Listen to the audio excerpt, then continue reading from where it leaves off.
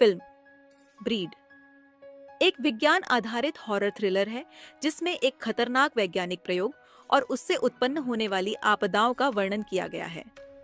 कहानी एक ऐसे प्रयोग के इर्द गिर्द घूमती है जिसमें इंसानों और जानवरों के डीएनए को मिलाकर एक नई प्रजाति बनाने की कोशिश की जाती है। फिल्म का मुख्य तत्व सस्पेंस है जो पूरी कहानी में बना रहता है और अंत में एक चौंकाने वाला मोड़ दर्शकों के सामने आता है। फिल्म की शुरुआत एक शांत और सुनसान वातावरण से होती है। एक गुप्त वैज्ञानिक प्रयोगशाला दिखाई जाती है जहां एक टीम अत्याधुनिक प्रौद्योगिकी का उपयोग कर रही होती है। इस प्रयोगशाला में एक बड़े पैमाने पर अनुसंधान चल रहा है जिसका नेतृत्व डॉ रिचर्ड नामक एक प्रतिभाशाली लेकिन अति महत्वाकांक्षी वैज्ञानिक कर रहे हैं। डॉ रिचर्ड और उनकी टीम मानवता के भविष्य को बदलने की कोशिश कर रहे हैं।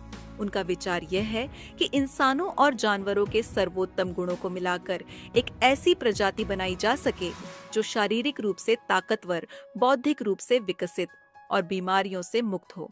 इस प्रोजेक्ट का नाम ब्रीड रखा गया। प्रयोगशाला के भीतर कई सालों तक अनुसंधान और छोटे मोटे प्रयोग किए जाते हैं।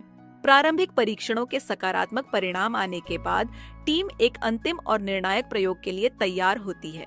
इस बार वे इंसानों के डीएनए को एक ऐसे शक्तिशाली जानवर के साथ मिलाने की योजना बनाते हैं जो फुर्तीला, तेज और हिंसक हो। यह जानवर एक शिकारी जानवर का डीएनए होता है। हालांकि इस प्रयोग में एक बड़ी गलती होती है। प्रयोग सफल तो होता है लेकिन अप्रत्याशित परिणामों के साथ। जो प्राणी बनता है वह अत्यधिक हिंसक, बुद्धिमान और घातक होता है। वह जल्द ही प्रयोगशाला में सब कुछ नियंत्रित करना शुरू कर देता है। टीम के कुछ सदस्य पहले तो इसे सामान्य मानते हैं, लेकिन धीरे धीरे चीजें हाथ से बाहर निकलने लगती हैं। एक रात जब टीम इस नए प्राणी का अध्ययन कर रही होती है तो वह अचानक बेकाबू हो जाता है। यह प्राणी पहले तो एक वैज्ञानिक पर हमला करता है और उसे मार डालता है। यहाँ से शुरू होता है फिल्म का असली सस्पेंस। टीम के बाकी सदस्य इस घटना से डर जाते हैं और उसे काबू में करने की कोशिश करते हैं, लेकिन वह और ज्यादा हिंसक हो जाता है। प्राणी के पास न केवल अद्भुत शारीरिक शक्ति है बल्कि उसकी बुद्धिमानी भी किसी इंसान के बराबर है। प्रयोगशाला में हड़कंप मच जाता है। अब सवाल यह है कि इस खतरनाक प्राणी को कैसे रोका जाए। टीम के कुछ सदस्य भागने की कोशिश करते हैं, लेकिन प्राणी बहुत तेज और चालाक होता है। वह एक एक करके सभी पर हमला करता है। इस बिंदु पर दर्शकों के मन में सस्पेंस गहराता है। कौन बचेगा और कैसे? क्या यह प्राणी सभी को खत्म कर देगा? डॉक्टर रिचर्ड और उनकी टीम के बाकी बचे सदस्य अब अपनी जान बचाने के लिए संघर्ष कर रहे होते हैं। वे इस प्राणी के बारे में जितना समझने की कोशिश करते हैं, उतना ही वे उसकी ताकत और बुद्धिमानी से हैरान होते हैं। प्राणी एक शिकारी की तरह उन्हें ढूंढता है और उन पर घात लगाकर हमला करता है। फिल्म का सस्पेंस और गहराता है जब टीम को यह एहसास होता है कि प्राणी उनके हर कदम को पहले से भांप लेता है। इस बीच डॉ रिचर्ड को अपने किए पर पछतावा होने लगता है। वह समझते हैं कि उनकी महत्वाकांक्षा ने उनकी टीम और शायद पूरी मानवता को खतरे में डाल दिया है। वे अब उस समाधान की तलाश में हैं जिससे इस प्राणी को खत्म किया जा सके, लेकिन समय कम है और प्राणी उन पर हावी होता जा रहा है। कहानी में एक और रहस्य उस समय सामने आता है जब टीम को यह पता चलता है कि प्राणी केवल शारीरिक रूप से ही नहीं बल्कि मानसिक रूप से भी उनसे आगे है। उसे कैसे रोका जाए, इसका कोई तरीका समझ में नहीं आता। फिल्म का एक महत्वपूर्ण मोड़ तब आता है जब टीम को यह पता चलता है कि इस प्राणी के अंदर एक विशेष प्रकार का जीन है जो उसे और ज्यादा शक्तिशाली बनाता है।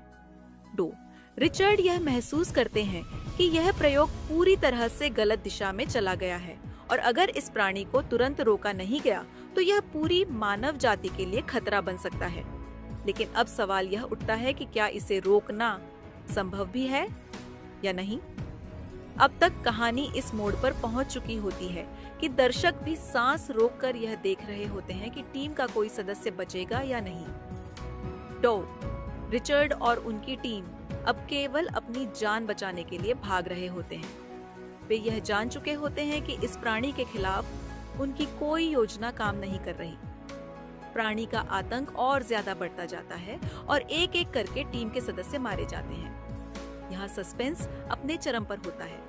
दर्शक यह सोचने लगते हैं कि शायद कोई भी इस प्राणी से नहीं बच पाएगा।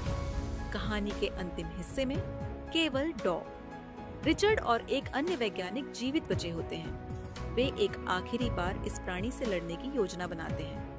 वे उसे एक फंदे में फंसाने की कोशिश करते हैं, लेकिन यह योजना भी विफल हो जाती है। प्राणी उन पर हमला करता है और एक बड़े संघर्ष के बाद वे उसे किसी तरह से निष्क्रिय करने में सफल होते हैं।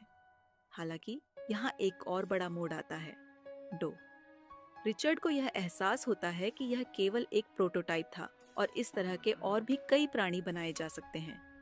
यह सच्चाई उन्हें अंदर तक हिला देती है। फिल्म के अंत में डो, रिचर्ड और बचे हुए वैज्ञानिक किसी तरह से प्रयोगशाला से बाहर निकलते हैं। वे सोचते हैं कि उन्होंने इस खतरनाक प्राणी को खत्म कर दिया है, लेकिन जब वे बाहर आते हैं तो उन्हें एक और डरावनी सच्चाई का पता चलता है। यह प्राणी अब तक जिंदा है और उसने खुद को और ज्यादा शक्तिशाली बना लिया है। फिल्म यहीं समाप्त होती है, लेकिन दर्शकों को यह संकेत मिलता है कि यह कहानी अभी खत्म नहीं हुई है। एक और बड़ी तबाही का आगमन होने वाला है, क्योंकि इस प्राणी की असली ताकत और भी ज्यादा खतरनाक है।